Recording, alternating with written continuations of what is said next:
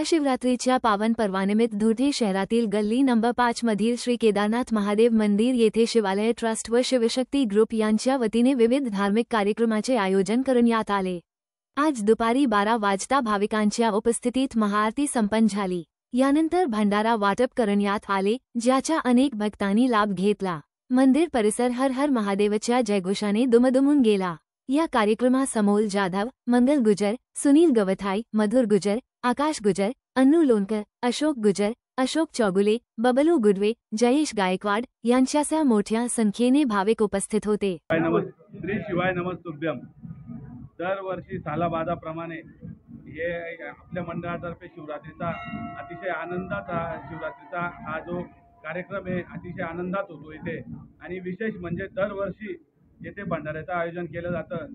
कुणाकडं वर्गणी मागायला जाण्याची गरज पडत नाही। लोकांना इतका विश्वास आहे की स्वतःहून वस्तू पाठवून देता, वस्तुरूपीच वस्तू घेता इथं जास्ती प्रमाणात। आणि माचीसच्या काडीचाही माचीसचा डबीचाही हिशोब घेतला जातो। इतकं पारदर्शकता या कार्यक्रमात राहते। आणि याच्यामुळे जनतेचा इथल्या नागरिकांचा इतका प्रतिसाद लाभतो इथं की प्रत्येक नागरिक आज स्वतःहून इथला स्थानिक आवर्जून इथं कार्यक्रमाच्या दिवशी कितीही मोठा अधिकारी राहो की कितीही मोठा कामावर राहो पण तो त्या दिवशी इथं हजर राहतो आणि या मंडळात त्याचं पूर्ण मदत करतो तो।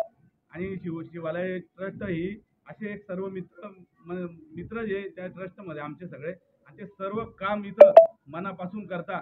आणि आज धीरे धीरे मंदिराचं बांधकाम झालं, बोरिंग झाली, मंदिराचे सगळे कार्यक्रम एकदम सुरळीत पार पडतात। आणि भविष्यात पुढे भगवान शंकराची इच्छा असेल तर पुढचा दरवाजाही त्यांची इच्छा आहे उघडण्याची, इतकं सामर्थ्य आहे मुलांमध्ये। यांना या शिवालय ट्रस्टच्या माझ्या मित्रांना मी आमच्या महादेव मंदिरातर्फेही आणि शिवशक्ती ग्रुपतर्फेही शुभेच्छा देतो। शिवालय ट्रस्टतर्फे परवा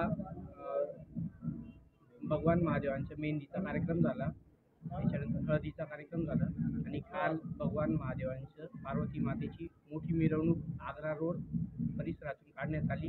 त्यानंतर श्री रामदेव बाबा भजनी मंडळाचा कार्यक्रम करण्यात आला आणि आज दरवर्षीप्रमाणे इथे आम्ही मोठ्या प्रमाणात भंडाऱ्याचं